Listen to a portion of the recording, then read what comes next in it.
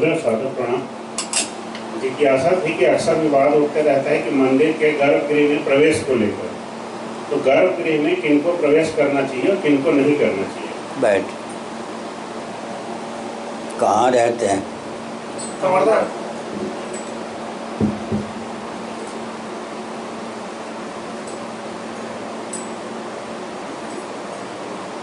मंदिर निर्माण की कुछ शास्त्रीय विधा परंपरा होती है।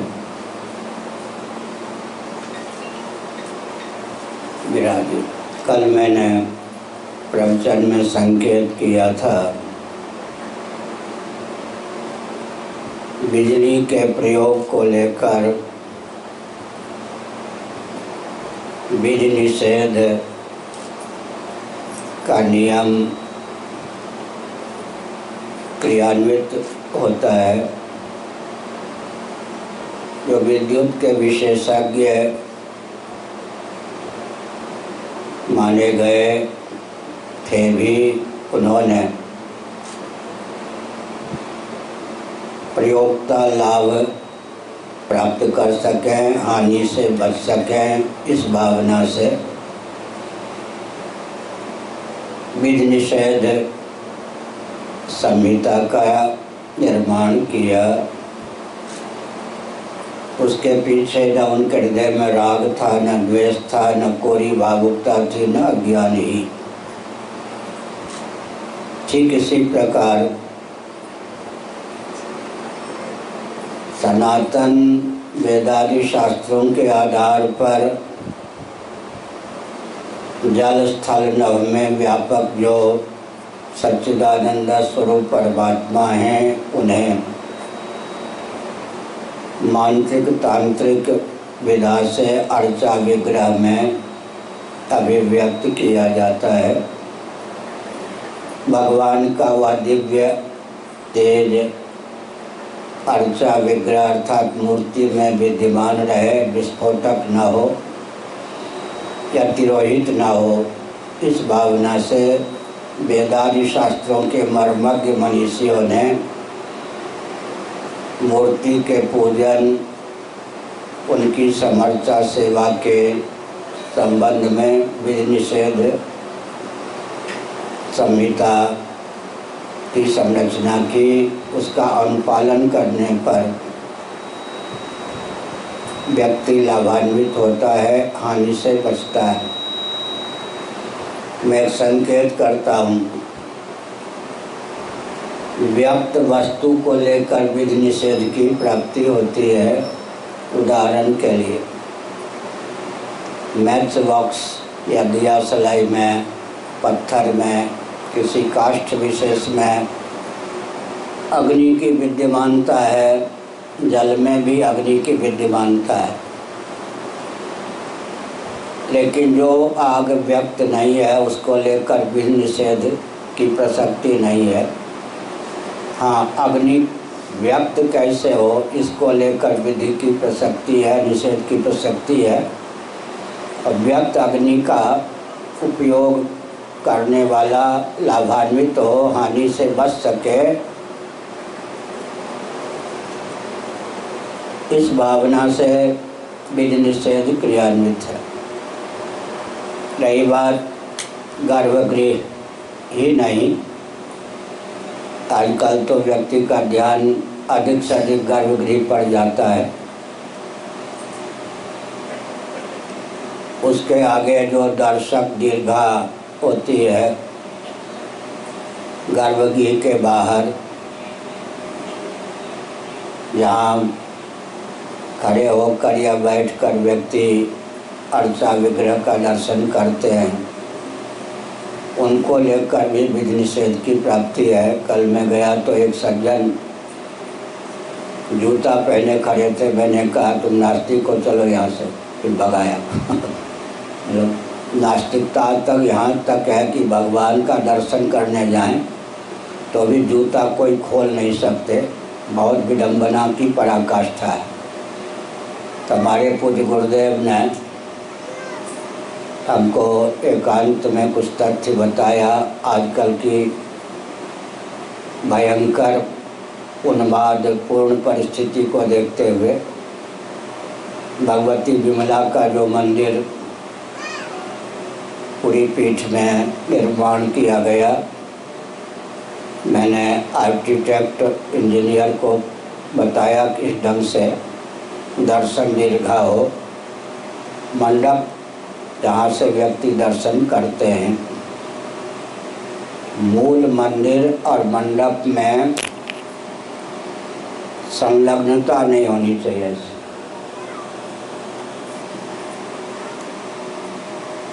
इसलिए थोड़ा गैप अंतराल रहना चाहिए, लेकिन वर्षा आदि के चपेट से मुक्त होने के लिए ऐसे कुछ सज्जा हो ताकि मूल मंदिर गर्भगृह जिसमें है और दर्शन दीर्घा में संलग्नता न रह जाए।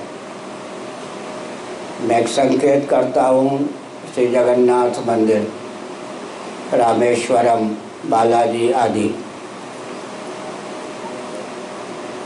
केदारनाथ जी, यहाँ जो मंदिर हैं विशाल, उनकी आयु 1000 वर्ष, 700 वर्ष, 800 वर्ष की सिद्ध होती है।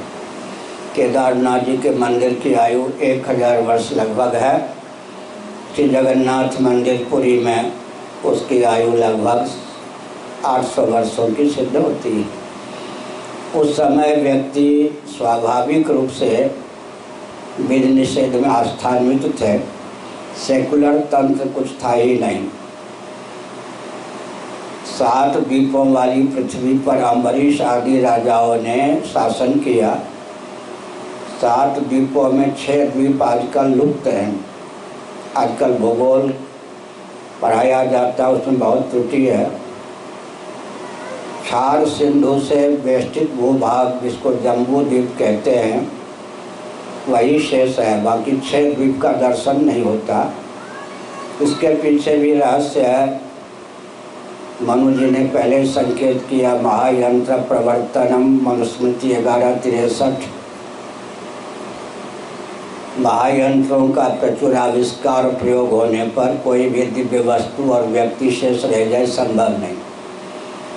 ईश्वर के संकल्प से केवल बीज की रक्षा हो सकती है। उदाहरण गोवंश, गंगा आदि देख लीजिए। तो 6 द्वीप दिव्य दृष्टि संपन्न महापुरुषों को दृष्टिगोचर होते हैं, बाकी लुप्त हो गए। 4 सिंधु से वेष्टित जो भूभाग है वही आजकल 7 भागों में बांट लिया जाता है। 7 द्वीपों पर एक छत्र सम्राट हुए, अम्बरीश इत्यादि। उस समय कहीं भी 1% भी सेकुलर संविधान नहीं था।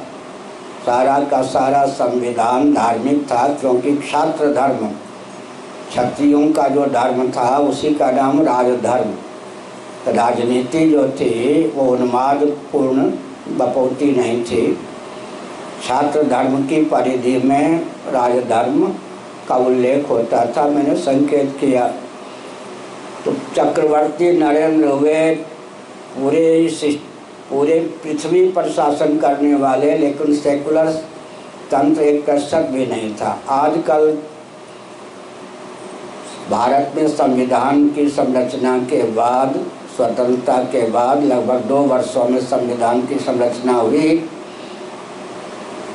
सेकुलर तंत्र और सनातन तंत्र 2 संविधान में टकराव। मैं इतना लंबा क्यों खींच रहा हूँ, क्योंकि मुझसे जो प्रश्न किए जाते हैं आँख मूंद कर पटांग उत्तर दे दूँ, रोजे जेल में जाने का अवसर मिले। बहुत भयंकर समय। और छल पूर्वक शास्त्र की व्याख्या करूँ तो धर्म ईश्वर ही नहीं, अपना हृदय भी टोके, वो हम जानते नहीं छल पूर्वक व्याख्या करना। इस ढंग से हम प्रश्न का उत्तर देते हैं कि पूरा विश्व हमारे उत्तर से सहमत होता है, कहीं कोई खंडन की बात नहीं होती। कम्युनिस्ट भी हमारे उत्तर पर लोटपोट हो जाते हैं कि हमारी महिमा नहीं है। कुछ गुरुदेव धर्म सम्राट करपात्री जी महाराज ने वेदादि शास्त्र पढ़ाते समय वाराणसी बिहारी भवन में मेरी ओर मुख करके कहा कि भविष्य में घोर नास्तिकता छाएगी, श्रुति स्मृति युक्ति अनुभूति आजकल सुगमता पूर्वक आप समझ सकते हैं। दर्शन विज्ञान और व्यवहार तीनों में सामंजस्य साधकर बोलना और लिखना पूरे विश्व में विजयी हो जाओगे। उनका आशीर्वाद भी था, उनकी प्रेरणा भी थी। उसी शैली में मैं बोलता हूँ। मेरा खंडन विश्व में कहीं होता ही नहीं है। कम्युनिस्ट भी मुझ पर लट्टू, दलित इत्यादि कोई मेरा विरोधी नहीं, जबकि मैं एक प्रतिशत भी समझौतावादी नहीं हूँ, पूरे मनुवादी हूँ। मनु का अर्थ है मंत्र और मंत्रार्थ भी होता है। मनु का अर्थ मंत्र और मंत्रार्थ वेदता होता है। मनु को न समझने के कारण ही कोसा जाता है। उनको समझे बिना उत्तम व्यक्तित्व और शासन तंत्र की संरचना नहीं हो सकती। तो हमने बताया कि जो गर्भगृह ही नहीं, मंडप जहाँ से व्यक्ति भगवान का दर्शन करते हैं, उसमें भी अंतराल होना चाहिए, ताकि मैंने एक संकेत किया था उस समय 1000 वर्ष पहले, 800 वर्ष पहले, 700 वर्ष पहले राजाओं ने आजकल की दृष्टि से 1-1 अरब रुपये लगाकर मंदिर बनवाया। उस समय स्वाभाविक रीति से विधि निषेध में व्यक्ति की आस्था थी। ध्वज का दर्शन करके भी वही फल होता था जो पुजारी को होता था। कल मैंने बताया सनातन धर्म में फल चोरी नहीं है, फल से किसी को वंचित नहीं किया गया। मैंने अपना ही उदाहरण दिया। मैं सन्यासी हूँ, अग्नि का स्पर्श भी नहीं कर सकता, तो भोजन क्या बनाऊँगा? लेकिन भोजन करने से मुझे मना नहीं किया जाएगा, भोजन बहुत आस्थापूर्वक दिया जाएगा। तो भोजन बनाने में अधिकृत मैं नहीं हूँ, क्योंकि अग्नि का त्याग करके सन्यास होता है। सन्यासी निरग्नि होते हैं। सन्यासी के शव को भी जलाया नहीं जा सकता, सनातन विधान ये है। लेकिन मुझे भोजन से वंचित नहीं रखा जा सकता है। तो विधि निषेध का अनुपालन स्वाभाविक रूप से करते थे। लेकिन आजकल क्या है कि अब श्री जगन्नाथ मंदिर है, दीवार 4 पहने, चारों गेट द्वार, कहीं भी घुस जाए तो मंदिर में मूर्ति में जो देवता का तेज प्रतिष्ठित है उस पर प्रभाव पड़ता है। Good conduct bad conduct. इसीलिए हमारे पूज्य गुरुदेव ने कहा कि तुमसे कोई पूछे तो गर्भगृह और मंडप में अंतराल होना चाहिए। उसी ढंग से पूज्य गुरुदेव ने, ताकि कदाचित कोई मंडप में जिनका प्रवेश नहीं होना चाहिए वो घुस भी जाए, तो गर्भगृह में प्रतिष्ठित मूर्ति पर कोई बुरा प्रभाव न पड़े, वो तेज कुपित ना हो जाए या तेज तिरोहित ना हो जाए।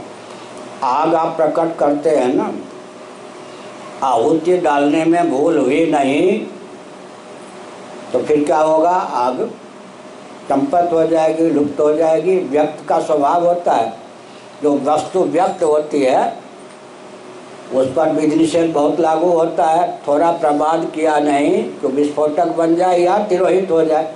मैं डरा नहीं रहा, भगवान सबके माता पिता हैं, लेकिन सिद्धांत अपनी जगह ज्यों के त्यों है।